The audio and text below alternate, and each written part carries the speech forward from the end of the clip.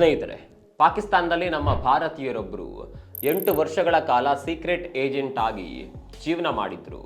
ಎಲ್ಲಿವರೆಗೆ ಅಂದರೆ ಅವರ ಹೆಂಡತಿಗೂ ಕೂಡ ಇವರು ಭಾರತೀಯ ಅಂತ ಗೊತ್ತೇ ಇರಲಿಲ್ಲ. ರವೀಂದ್ರ ಕೌಶಿಕ್ ಇವರನ್ನ ಬ್ಲ್ಯಾಕ್ ಟೈಗರ್ ಅಂತಾಲು ಕರೀತಾರೆ. 1952ರಲ್ಲಿ ರಾಜಸ್ಥಾನದ ಗಂಗಾನಗರದಲ್ಲಿ ಇವರು ಹುಡ್ತಾರೆ. ಅಲ್ಲೇ ವಿದ್ಯಾಭ್ಯಾಸ ಮುಗಿಸಿದ ಇವರು ಮಿಮಿಕ್ರಿ ಆರ್ಟಿಸ್ಟ್ ಆಗ್ತಾರೆ. ಇವರು ಥಿಯೇಟರ್ ಆರ್ಟಿಸ್ಟ್ ಕೂಡ ಆಗಿದ್ರು. ಹೀಗಾಗಿ ಇವರ ಈ ಕಲೆಯನ್ನ ಮೆಚ್ಚಿದ ಭಾರತದ ಸೀಕ್ರೆಟ್ ಏಜೆನ್ಸಿ ರಾ ಇವರನ್ನ ತಮ್ಮ ತಂಡಕ್ಕೆ ಸೇರಿಸಿಕೊಳ್ಳುತ್ತೆ.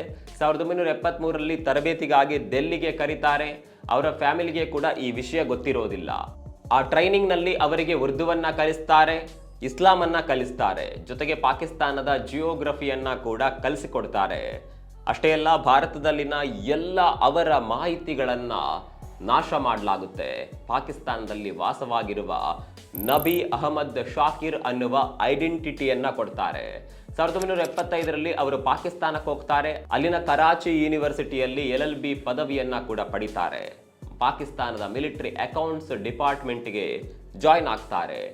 ಅವರಿಗೆ ಕಮಿಷನರ್ ಆಫೀಸರ್ ಹುದ್ದೆ ಸಿಗುತ್ತೆ. ಮುಂದೆ ಅವರು ಮೇಜರ್ ಕೂಡ ಆಗ್ತಾರೆ. 1989ರಿಂದ 1993ರವರೆಗೆ ಇಂಡಿಯನ್ ಡಿಫೆನ್ಸ್ ಅಫಿಷಿಯಲ್ಸ್ಗಳಿಗೆ ಪಾಕಿಸ್ತಾನದ ಆರ್ಮಿಯ ಮೂಮೆಂಟ್ಗಳನ್ನು ಗೌಪ್ಯವಾಗಿ ಇವರು ತಿಳಿಸ್ತಾ ಇದ್ರು. ಇದೇ ವೇಳೆ ಇವರು ಪಾಕಿಸ್ತಾನದ ಯುವತಿ ಜೊತೆ ಮದುವೆ ಕೂಡ ಆಗ್ತಾರೆ. ಆದರೆ ಸೆಪ್ಟೆಂಬರ್ 1993ರಲ್ಲಿ ರಾನ ಇನ್ನೊಬ್ಬ ಏಜೆಂಟ್ ರವೀಂದ್ರ ಕೌಶಿಕ್ ಅವರನ್ನ ಕಾಂಟ್ಯಾಕ್ಟ್ ಮಾಡೋದಕ್ಕೆ ಪ್ರಯತ್ನ ಮಾಡ್ತಾರೆ. ಆಗ ಪಾಕಿಸ್ತಾನದ ISI ಅವರನ್ನ ಹಿಡಿದು ಬಿಡುತ್ತೆ. ಆಗ ರವೀಂದ್ರ ಅವರ ಐಡೆಂಟಿಟಿ ಎಕ್ಸ್ಪೋಸ್ ಆಗುತ್ತೆ. ಅವರನ್ನ ಹಿಡಿದಂತ ಪಾಕಿಸ್ತಾನ ಅವರಿಗೆ ಚಿತ್ರ ಹಿಂಸೆಯನ್ನ ನೀಡುತ್ತೆ.